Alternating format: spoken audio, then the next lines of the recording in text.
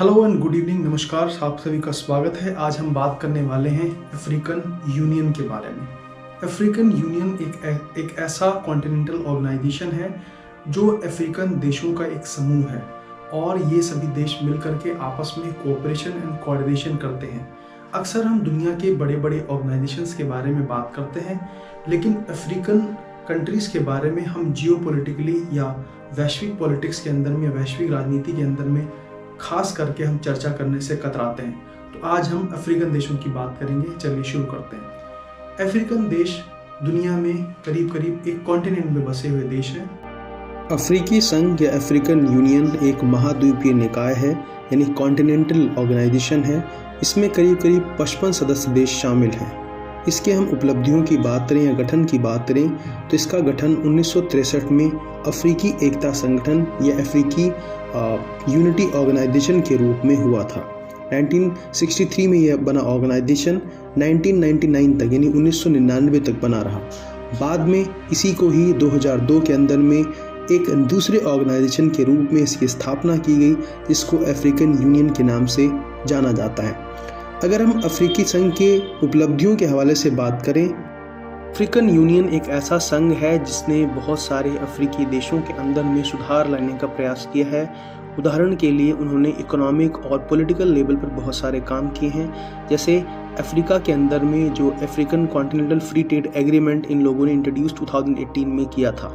इसका मतलब ये होता है कि जो FCFTA के थ्रू अफ्रीका के अंदर में कंट्रीज़ के बीच में जो टैरिफ वगैरह होता है उसमें कमी की जाएगी और आपस में ट्रेड वगैरह ढंग से किया जाएगा। तो इस तरीके से अफ्रीकन यूनियन के अंदर में इकोनॉमिक लेवल पर, पॉलिटिकल लेवल पर और बहुत सारे लेवल पर कल्चरली एक दूसरे को सपोर्ट किया जा रहा है। अब जैसा कि आप सभी को पता है कि अफ्रीकन यूनियन यूरोपियन यूनियन के तर्ज पर बनाया गया था। तो यूरोपियन यूनियन के अंदर में जो मुख्य कॉन्सेप्ट है या मेन कॉन्सेप्ट है वो बॉर्डरलेस स्टेट का है, यानी कि पूरा कॉन्टिनेंट एक देश की तरह ट्रीट किया जाता है। अगर आप यूरोप के किसी एक देश में एंट्री लेते हो तो यूरोप के बाकी देशों में भी आप डायरेक्टली एंट्री ले सकते हो। ऐसा यूरोपियन यूनियन में देखा गया है। अफ्रीकन यूनियन इस तरह की कंसेप्ट को लेकर के अभी तक नहीं आ पाया है, क्योंकि अफ्रीका में बहुत सारी ट्राइब्स हैं और उनका कल्चर भी बहुत अलग है। इस वजह से हमें देखने को मिलता है इंटरनल स्ट्रगल अफ्रीका के अंदर में बहुत ज़्यादा है, जबकि यूरोप में ऐसा देखने को नहीं मिलता है। इसके अलावा हम अफ्रीकन यूनियन के सामने चुनौतियां हैं उसके बारे में बात करें तो सबसे बड़ी जो चुनौती है वो असंवैधानिक पॉलिटिक्स की, यानी कि अफ्रीकन यूनियन के सामने सबसे बड़ा जो संकट देखने को मिलता है वो देखने को मिलता है सत्ता पर असंवैधानिक पकड़। यानी कि यूरोपियन कंट्रीज़ की तरह यहाँ पर ऐसा नहीं है, बल्कि अफ्रीका के अंदर में मिलिट्री कूप अक्सर होते रहते हैं। 2013 के बाद से अगर हम देखें तो कम से कम 32 तख्ता पलट अफ्रीका के अंदर में हो चुके हैं।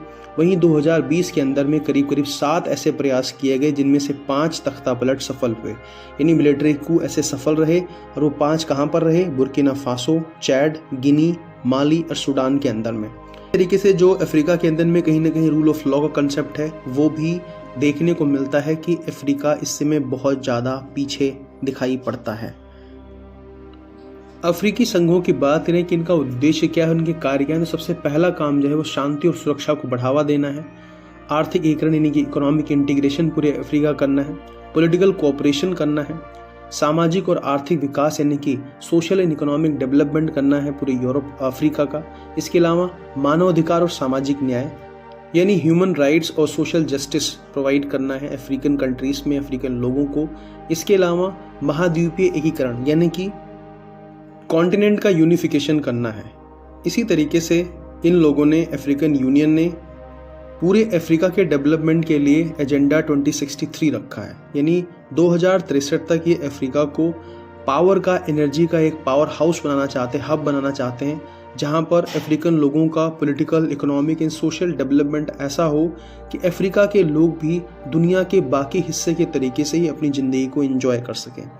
तो आपको कहीं ना कहीं अफ्रीकन यूनियन का डोमिनेंस फर्दर फ्यूचर में देखने को मिलेगा। अफ्रीकन यूनियन लगातार भारत से और तमाम ऐसे देशों के साथ में सहयोग कर रहा है, कोऑपरेशन कर रहा है, ताकि वो उसी तरीके से तरक्की कर पाए जो दुनिया के बाकी देश कर रहे हैं। भारत ने हाल ही में G20 जब समिट हुआ भारत के अंदर में, तो अफ्रीकन यूनियन को भी G20 का हिस्सा बनाया, जो कि एक अपने आप में जियोपॉलिटिकल चेंज देखने को मिलेगा। तो अभी तक हम इस वीडियो में यहीं तक रखते हैं, आगे किसी और टॉपिक पर बात करेंगे। तब तक के लिए जय Hind, thank you so much.